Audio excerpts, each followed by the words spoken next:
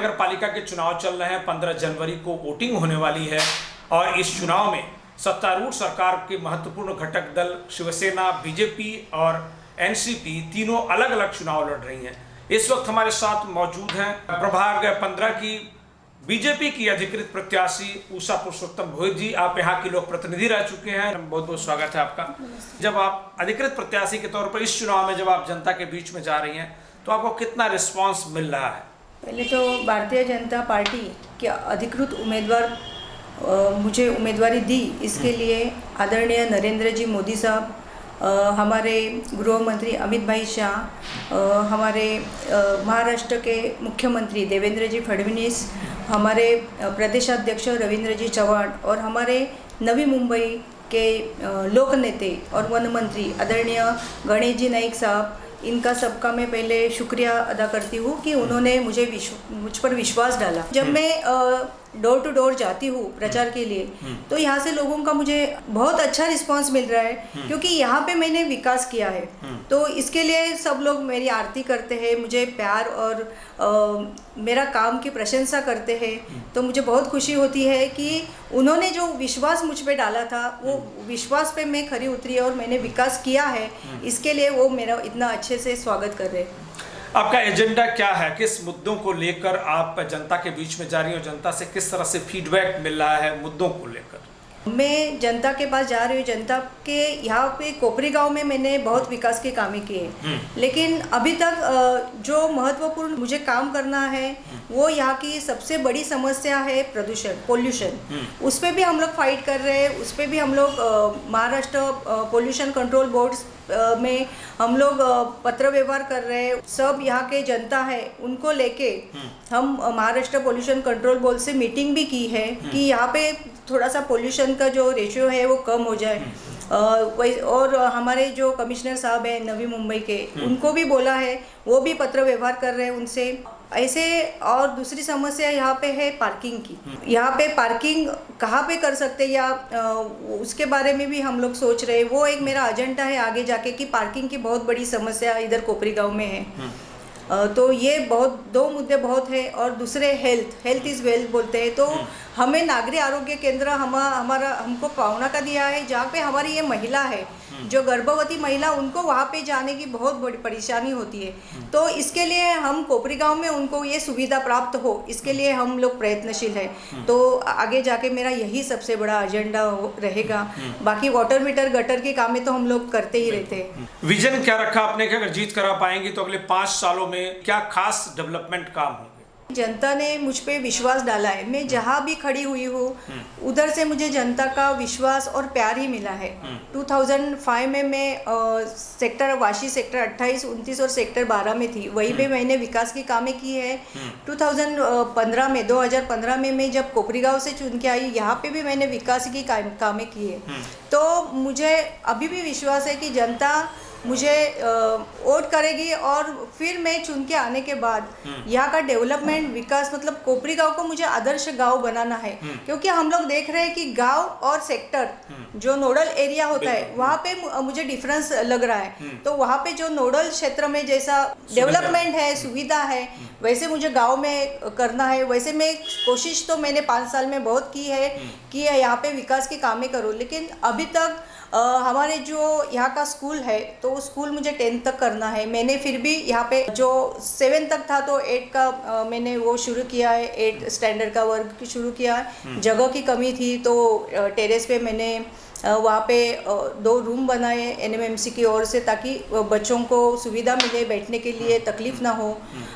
ऐसे ही मेरा आगे जाके भी मुझे वो ये हेल्थ, नागरिक आरोग्य केंद्र ये बनाना है, ताकि हमारे महिला, गर्भवती महिला को तकलीफ ना हो और हेल्थ की सुविधा उनको यहाँ पे कोपरी गांव में नज़दीक मिले। जो मेरे यहाँ के कोपरी गांव के लोगों के लिए गार्डन है, तो गार्डन में और उनको डेवलपमेंट में सुविधा करना चाहती हूँ। मैदान है, मैदान में भी मुझे और डेवलपमेंट करना है। यहाँ के जो हमारे 40+ और 11 के जो खिलाड़ी है उनसे मैं बातचीत करके यहाँ पे मुझे अच्छे से मतलब अंतर्राष्ट्रीय जैसा स्टेडियम बनाने की मैं कोशिश करना चाहती हूँ। तो यही मेरे मुद्दे रहेंगे आगे जाके। बाकी लोकल तो काम है ऐसे ही होते रहते हैं, लेकिन ये मेरी महत्वपूर्ण जब जिम्मेदारी रहेगी। और पोल्यूशन और पार्किंग, ये 2 समस्या है, उन पे भी मुझे काम करना है। इस बार आपको कितना यकीन लग रहा है कि इस बार भी नोएम्बेकरों की ओर से बीजेपी को और लोक नेता गणेश नाइक को ही समर्थन मिलेगा और जीत उन्हीं की होगी? देखिए, जब भी गणेश नाइक साहब ने इलेक्शन में ये जो भी पक्ष में वो चुनाव लड़े हैं, तो उन्हें लोगों ने प्यार दिया है। उनको एक मतलब उनके ही ज़्यादा से ज़्यादा कॉरपोरेटर चुन के आए हैं और उन्होंने जो मेयर बोला वही मेयर वो सीट पे बैठा है। तो ये सब क्यों हुआ है, क्यों जनता उन पे विश्वास कर रही है? क्योंकि आदरणीय लोकनेता गणेश नाइक ने न्यू बॉम्बे का डेवलपमेंट किया है। जो भी सुविधा उन्होंने दी है, फिर मोरबे धरण है, वो STP प्लांट हो, हमारे कंक्रीट रोड हो, ऐसे बहुत सी सुविधा है। फिर तालाब विजन हो, स्कूल विजन हो, ऐसे सब विजन लेके भी उन्होंने गार्डन्स विजन है, क्योंकि गार्डन का हमें तो उद्यान का शहर हमको न्यू बॉम्बे को बोला जाता है। हमें बहुत से पुरस्कार प्राप्त हुए हैं। तो ये सब किन की वजह से हुआ है? आदरणीय लोकनेता गणेश जी नाइक साहब की ओर से, क्योंकि उन्होंने ये शहर का डेवलपमेंट किया है, इसीलिए जनता उनके साथ है और जनता का विश्वास उन्हीं पे है। और इसीलिए मुझे ऐसा लग रहा है कि 100% जनता उन्हीं को प्यार और मोहब्बत देगी और उन्हीं के सभी जो उम्मीदवार हैं उनको ही चुन के लाने की कोशिश करेंगे, क्योंकि विकास उनका विजन है। उन्होंने जो भी काम किया है वो दूरदृष्टि से किए हैं, तो जनता उन्हीं पे विश्वास रखती है। आगे अगर आपके प्रभाग को देखें तो 4 कैंडिडेट हैं, ये सभी लोग प्रतिष्ठापित लोग हैं। आप लोग सब लोग पहले ही लोक प्रतिनिधि रह चुके हैं। आप अपनी जीत को, जब विरोधी दलों का, आपके जो सहयोगी दल है राज्य में, शिवसेना, वो सबसे ज़्यादा मुकाबले में इस वक्त है। देखिए, हमारे पैनल में शुभांगी ताई है, हमारे शशिकला ताई पाटिल है, मैं, और फिर हमारे पूर्व जिलाध्यक्ष भाजपा रामचंद्र घरत साहब है। हम सभी लोग हैं वो 2-2, 3-3 टर्म किए हुए हैं। तो हम लोगों ने अपने अपने प्रभाग में बहुत अच्छा काम किया है, विकास का काम किया है, क्योंकि हम लोग आदरणीय गणेश नाइक साहब के साथ में रह के और हमारी भारतीय जनता पार्टी के माध्यम से हम लोगों ने बहुत विकास के काम किए हैं। तो ये विकास का मुद्दा लेकर ही हम लोग जनता के पास गए। तो मुझे ऐसा लग रहा है कि जनता को भी विकास चाहिए। तो इसके लिए जो अपोजिशन पार्टी है वो कितना भी काम करे, लेकिन कोविड में जो हम लोगों ने भारतीय जनता पार्टी के माध्यम से और आदरणीय लोकनेता नाइक साहब के माध्यम से किया है, वो किसी और पार्टी ने नहीं किया था। इसके लिए मुझे मालूम है कि जनता हम ही को चुन के देगी। और लोकनेता गणेश नाइक साहब हो या भारतीय जनता पार्टी के माध्यम से किया हुआ विकास हो, तो जनता विकास को ही मत देगी। और जनता विकास को मत देगी मतलब जनता भाजपा को मत देगी। जनता कमल के जो उम्मीदवार हैं हमारे, तो उन्हीं को चुन के लाएगी। क्या संदेश देना चाहेंगी अपने कार्यकर्ताओं से, प्रभाग की जनता से, और कैसे भरोसा जताना चाहेंगी, दिलाना चाहेंगी कि वो वोट जो है बीजेपी को करे, आपको करे? हमारे मुख्यमंत्री है, उन्होंने किया हुआ महाराष्ट्र का विकास, और हमारे आदरणीय लोकनेता गणेश नाइक साहब, उन्होंने किया हुआ नवी मुंबई का विकास। तो हम लोग विकास के मुद्दे पे ही जा रहे हैं।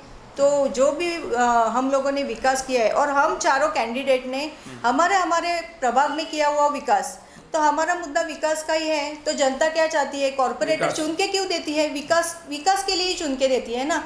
तो इसके लिए हमें पूरा विश्वास है, क्योंकि हम लोग भारतीय जनता पार्टी के माध्यम से सिर्फ इलेक्शन में काम नहीं करते हैं। हम लोग ऐसे भी हमेशा हमारा प्रोग्राम रहता है, काम रहता है, कुछ ना कुछ। हम चारों के वार्ड में भी हमें अलग अलग प्रोग्राम में या अलग अलग जनता से जुड़े हुए काम करते हैं। फिर हमारे स्कीम्स रहती है जो महिलाओं के लिए रहती है, युवकों के लिए रहती है, वो स्कीम पे काम करना, हेल्थ कैंप लगाना, हमारे जो पार्टी के ओर से हमें प्रोग्राम आते हैं वो प्रोग्राम करना।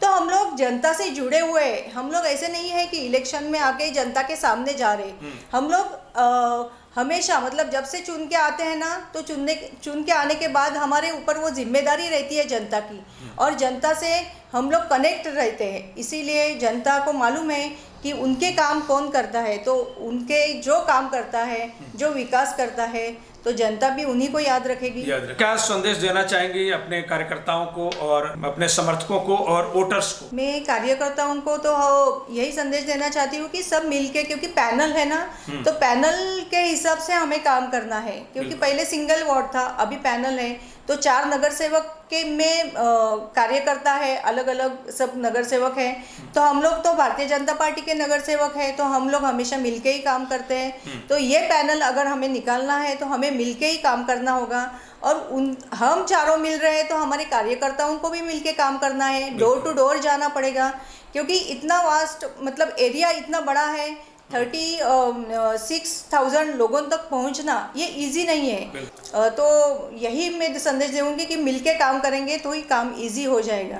15 जनवरी को जब वोटिंग होगी, 16 जनवरी को रिजल्ट होगा, तो क्या हम मान के चलें कि प्रभाग 15 में आपके जरिए नया इतिहास लिखा जाएगा, जीत का इतिहास लिखा जाएगा? ज़रूर।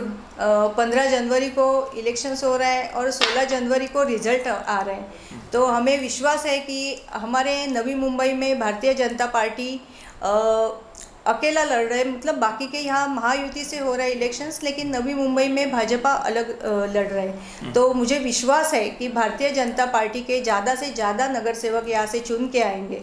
आप अपनी जीत को लेकर कितने आश्वस्त हैं? हम लोग जीत के लेके 100% आश्वसित है, क्योंकि हम लोग चारों अगर मिलके काम कर रहे हैं तो जीत हमें पक्की है। बहुत बहुत धन्यवाद आपका, तमाम सवालों का आपने जवाब दिया। एक लंबा अनुभव है काम का, जनता के बीच नागरिक सुविधाओं को उपलब्ध कराने का, उनकी समस्याओं के समाधान का, और जैसा कि आपने वादा किया है कि जैसे विश्वास पहले कायम था आगे भी कायम रहेगा, और यकीन है कि जब 15 जनवरी को वोट पड़ेगा तो जनता आपके पक्ष में वोट देगी और जीत का नया इतिहास लिखा जाएगा। आज की बातचीत में बस इतना ही, दीजिए हमें इजाजत, लेकिन ताजा तरीन खबरों के लिए देखते रहिए TV1 इंडिया लाइव। नमस्कार। लेटेस्ट अपडेट्स और ताजा तरीन खबरों के लिए TV1 इंडिया लाइव को सब्सक्राइब कीजिए और नोटिफिकेशन पाने के लिए बेल आइकॉन को दबाना मत भूलिए।